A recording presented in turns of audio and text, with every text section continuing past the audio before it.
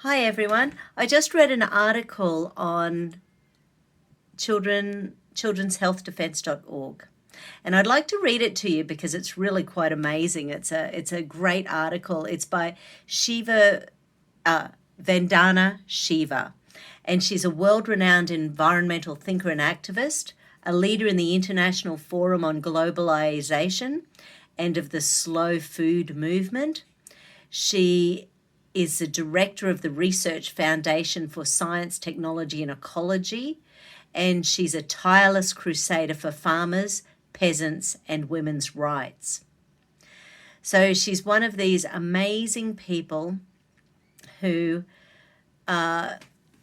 she's been outspoken this year, and she is talking about, her article is called Oneness versus the 1%. And I just love that, which is sort of funny because when I've been at a couple of freedom marches in the last month or so, one of those songs is, "We are the 99%, da da da." Anyway, so I'm just going to, so please enjoy. If it doesn't resonate with you, that's fine. I'll see you next video. Don't stress. I never take it personally when it doesn't resonate with people. That's fine. So, in March 2015, Bill Gates showed an image of the coronavirus during a TED Talk and told the audience that it was what the greatest catastrophe of our time would look like. The real threat to life is not missiles, but microbes. When the coronavirus pandemic swept over the earth like a tsunami 5 years later, he revived the war language, describing the pandemic as a world war. The coronavirus pandemic pits all of humanity against the virus, he said. In fact, the pandemic is not a war.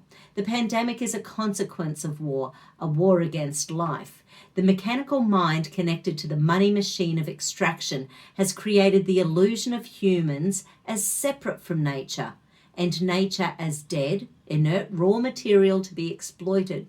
But in fact, we are part of the biome, and we are part of the virome. The biome and the virome are us. When we wage war on the biodiversity of our forests, our farms, and in our guts, we wage war on ourselves. The health emergency of the coronavirus is inseparable from the health emergency of extinction, the health emergency of biodiversity loss, and the health emergency of the climate crisis. All of these emergencies are rooted in a mechanistic, militaristic, anthropocentric worldview that considers humans separate from and superior to other beings we can own, manipulate, and control. All of these emergencies are rooted in an economic model based on the illusion of limitless growth and limitless greed, which violate planetary boundaries and destroy the integrity of ecosystems and individual species. New diseases arise because globalized, industrialized, inefficient agriculture invades habitats, destroys ecosystems, and manipulates animals, plants, and other organisms with no respect for their integrity or their health. We are linked worldwide through the spread of diseases like coronavirus because we have invaded the homes of other species, manipulated plants and animals for commercial profits and greed, and cultivated monocultures. As we clear-cut forests, as we turn farms into industrial monocultures that produce toxic, nutritionally empty commodities, as our diets become degraded through industrial processing with synthetic chemicals and genetic engineering, as we perpetuate the illusion that earth and life are raw materials to be exploited for profits, we are indeed connecting.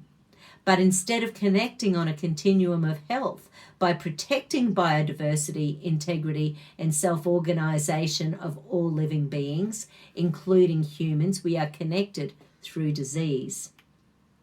According to the International Labour Organization, 1.6 billion informal economy workers, representing the most vulnerable in the labour market, out of a worldwide total of 2 billion and a global workforce of 3.3 billion, have suffered massive damage to their capacity to earn a living. This is due to lockdown measures and/or because they work in the hardest hit sectors.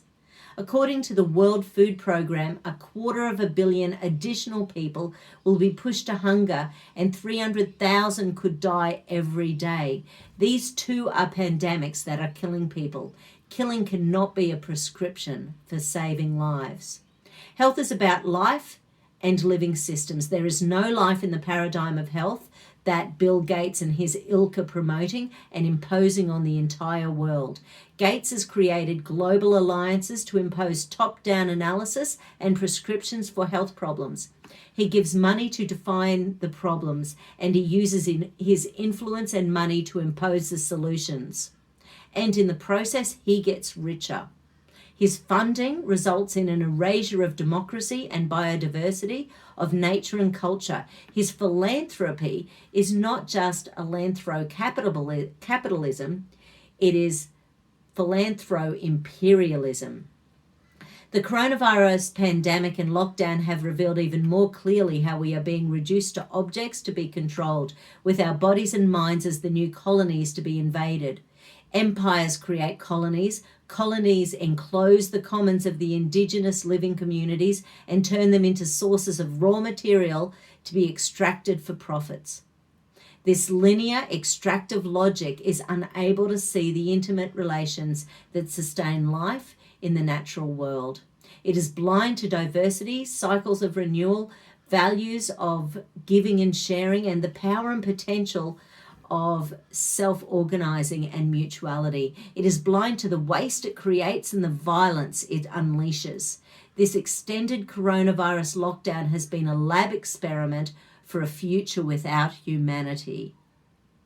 On March 26, at a peak of the coronavirus pandemic in the middle of the lockdown, Microsoft was granted a patent by the World Intellectual Property Organization, patent WO060606, declared that human body activity associated with task provided to a user may be used in a mining process of a cryptocurrency system.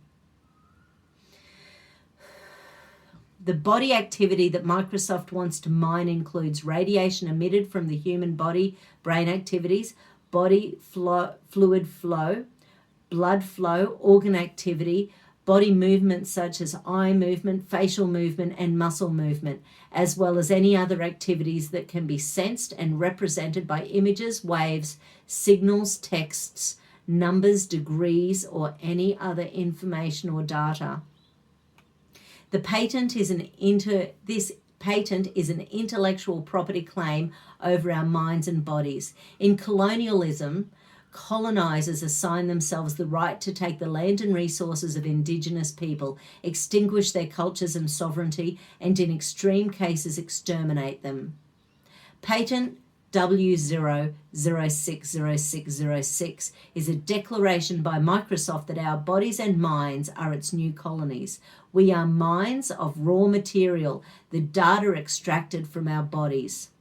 Rather than sovereign, spiritual, conscious, intelligent beings making decisions and choices with wisdom and ethical values about the impacts of our action on the natural and social world of which we are a part and to which we are inextricably related, we are users.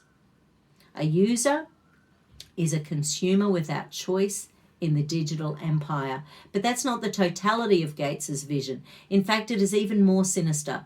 To colonize the minds, bodies, and spirits of our children before they even have the opportunity to understand what freedom and sovereignty look like and feel like, beginning with the most vulnerable. In May 2020, Governor Andrew Cuomo of New York announced its partnership with the Gates Foundation to reinvent education. Cuomo called Gates a visionary and argued that pandemic has created a moment of history when we can actually incorporate and advance Gates's ideas. All these buildings, all these physical classrooms, why with all the technology you can have? In fact, Gates has been trying to dismantle the public education system of the US for 2 decades. For him, students are mines for data. This is why the indicators he promotes are attendance, college enrollment, and scores on a math and reading test, because these can be easily quantified and mined. In reimagining education, children will be monitored through surveillance systems to check if they are attentive while they are forced to take classes remotely, alone at home. This dystopia is one where children never returns to schools, do not have a chance to play, nor do have friends, in a world without society, without relationships, without love or friendship. As I look to the world in a world of Gates and tech baron, I see a humanity that is further polarized into large numbers of throwaway people who have no place in the new empire. Those who are included in the new empire will be little more than digital slaves. Or we can resist. We can seed another future, deepen our democracies, reclaim our commons, regenerate the earth as living members of a one earth family, rich in our diversity and freedom, one in our unity and interconnectedness. It is a healthier future. It is one we must fight for. It is one we must claim. We stand at a precipice of extinction. Will we allow our humanity as living, conscious, intelligent, autonomous beings to be extinguished by a greed machine that does not know limits and is unable to put on its colonization and destruction? Or will we stop the machine and defend our humanity, freedom, and autonomy to protect life on Earth?